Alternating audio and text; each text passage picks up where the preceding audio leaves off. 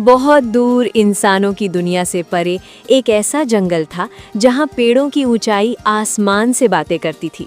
दिन में ये जंगल सुंदर लगता था, लेकिन रात होते ही वही जंगल मौत का घर बन जाता था। इस जंगल का नाम था कालवन। कालवन कोई साधारण जंगल नहीं था। यहाँ हर जानवर खुशी से रहता था, कोई किसी से डरता नहीं था। लेकिन ये सब हमेशा के लिए नहीं था। जंगल के एक कोने में एक पुरानी, काली और टूटी सी गुफा थी। दिन में वो गुफा बस एक पत्थर का ढेर लगती थी, लेकिन रात में वो गुफा जैसे जिंदा हो जाती थी। एक शाम एक जवान हिरन पानी पीने नदी की ओर जा रहा था। उसका रास्ता उसी गुफा के पास से जाता था। बस थोड़ी दूर और फिर पानी मिल जाएगा। हिरन गुफा के पास पहुंचा। अचानक हवा ठंडी हो गई। पेड़ों की पत्तियां अपने आप हिलने लगीं। ये इतनी अचानक हवा क्यों? अगले ही पल गुफा के अंदर से एक भारी सांस की आवाज आई। हिरन ने पलटकर देखा और अगली सुबह हिरन गायब था। न खून, न निशान, न कोई आवाज, जैसे वो जंगल में कभी था ही नहीं। पहले सबने सोचा शायद रास्ता बदल लिया होगा, लेकिन फिर एक खरगोश गायब हुआ। फिर एक लोमड़ी गुफा के पास से गायब हो गई।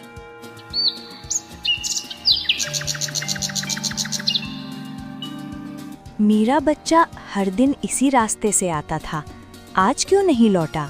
धीरे धीरे जंगल में बातें होने लगी। मैंने गुफा के अंदर कोई बड़ी परछाई देखी है। कहते हैं वहाँ कोई जंगली दानव रहता है। जंगली दानव, ये नाम जंगल में आग की तरह फैल गया। अब कोई भी जानवर उस रास्ते से नहीं जाता था। एक दिन शेर महाराज ने सभा बुलाई। पूरा जंगल इकट्ठा हुआ। फिर शेर ने कहा, डर जंगल को कमजोर कर देता है और डर बढ़ता जा रहा है। महाराज, वो ताकत हमसे बड़ी लगती है। शेर महाराज चुप हो गए, क्योंकि इस बार उन्हें भी कोई जवाब नहीं सूझ रहा था।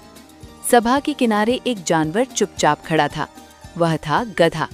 न कोई उससे सवाल करता था, न कोई उसकी बात सुनता था। सब डर रहे हैं, लेकिन किसी ने देखा क्या है कि असली में है क्या? गधे ने ये बात किसी से नहीं कही। वो बस सुनता रहा, सोचता रहा। उस रात जब पूरा जंगल सो गया, गधा अकेला निकला। फिर गधे ने अपने आप से कहा, अगर मैं भी डर गया तो ये डर कभी खत्म नहीं होगा। वो धीरे धीरे उसी रास्ते पर बढ़ा जहाँ कोई नहीं जाता था। गुफा अब सामने थी। गुफा के अंदर पूरा अंधेरा था, लेकिन अंदर से कुछ हिलने की आवाज आई। गधे के पैर जम गए। उसने गुफा के अंदर झांकने की हिम्मत की और उसी पल गुफा के अंदर एक भारी परछाई हिली। गुफा के सामने गधा एकदम स्थिर खड़ा था। सामने अंधेरा, चारों तरफ सन्नाटा। लेकिन ये सन्नाटा खाली नहीं था। गधे ने ध्यान से सुना, जैसे कोई भारी चीज धीमी सांस ले रही हो। अगर ये जंगली दानव है तो आवाज इतनी काबू में क्यों? दानव तो शोर मचाता है। गधे ने एक छोटा पत्थर उठाया और गुफा के अंदर फेंक दिया। टक टक पत्थर टकराया और फिर अचानक खुरचने की आवाज आई। गुफा के अंदर कोई हिल रहा था, लेकिन बाहर कुछ भी नहीं निकला। अगर ये दानव है तो अभी बाहर क्यों नहीं आया? यही बात गधे को अजीब लगी। गधा पीछे हटा और जमीन को देखने लगा। वहाँ पैरों के निशान थे, नुकीले, गहरे और एक ही दिशा में जाते हुए। ये निशान किसी बहुत ताकतवर जानवर के हैं, लेकिन दानव के नहीं। दूर कहीं उल्लू बोला, पेड़ों के पत्ते हिले। गधे को ऐसा लगा जैसे पूरा जंगल उसकी परीक्षा ले रहा हो। आज नहीं तो कभी नहीं, सच जानना ही होगा। अचानक गुफा से एक तेज आवाज आई, घर। गधा एक झटके में पीछे कूदा। लगता है अब आया। लेकिन कुछ भी नहीं निकला, सिर्फ अंधेरा और वही सांसों की आवाज। अब गधे को यकीन होने लगा, ये डर दिखाता है, हमला कम करता है। शायद ये चाहता है कि कोई पास ही ना आए। गधा वहां ज्यादा देर नहीं रुका। वो चुपचाप वापस लौटा, लेकिन उसके दिमाग में अब डर से ज्यादा सवाल थे।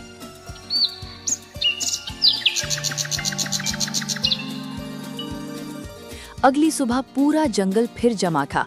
एक और जानवर रात में गायब हो गया था। अब तो दिन में भी डर लगने लगा है। लगता है जंगली दानव अब और ताकतवर हो गया है। वहाँ जितने जानवर खड़े थे सब डर रहे थे, लेकिन गधा चुप था। आज क्या हुआ गधे, तुम्हारी भी आवाज बंद है? अभी बोलने का समय नहीं आया। उसकी ये बात किसी को समझ नहीं आई। लेकिन उस रात गधा फिर निकला। इस बार वो अकेला नहीं था। उसने जंगल के रास्ते में कुछ सूखे पत्ते और कांटों की लाइन बिछा दी। अगर ये दानव है तो उड़कर आएगा, अगर जानवर है तो निशान छोड़ेगा। जैसे ही गधा गुफा के पास पहुंचा, आज गुफा के अंदर सांसें तेज थी, कुछ बाहर आने वाला था। अचानक गुफा के मुंह पर एक लंबी परछाई दिखाई दी।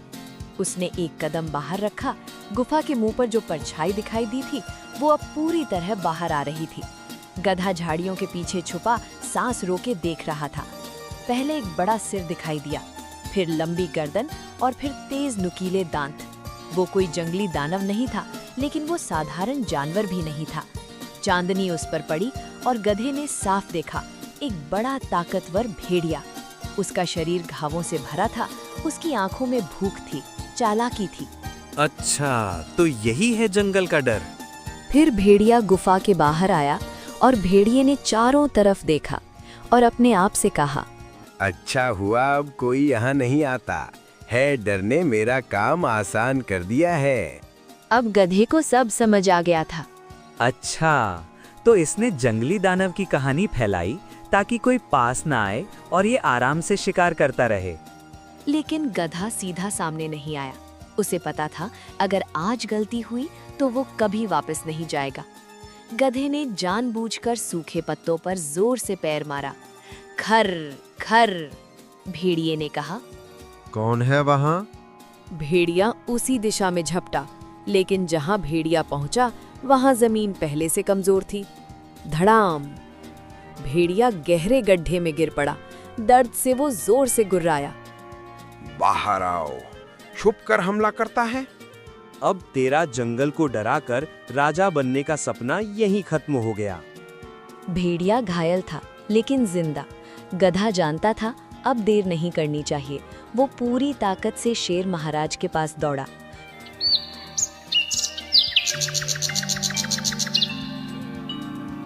सुबह होते ही जंगल की सबसे बड़ी सभा लगी। आप सभी जानवर किस चीज से डर रहे थे? वो ना कोई जंगली दानव है, ना कोई अदृश्य ताकत। डर के पीछे सिर्फ एक भेड़िया है।